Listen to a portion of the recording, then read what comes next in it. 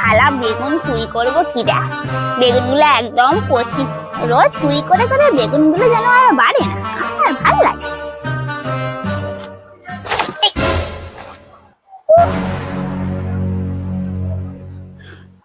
যা, জুতোটা গেল, একদম গেল। এই জুতোটা ছিল, আগের জুতোটা গু পাড়িয়েছিলাম তাই বাদ দিয়েছিলাম।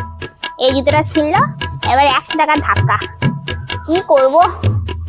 ওই তো শীতে ঘরে ঘরে জুতো সাজানো, না কেউ কোথাও নেই। হ্যাঁ এই তো, এই জুতোটা ধরে নিয়ে আগে জুতো নিয়ে চলে যাবো। আর এ তো পুরো প্যারাখন, তো ফুল প্যারাখন।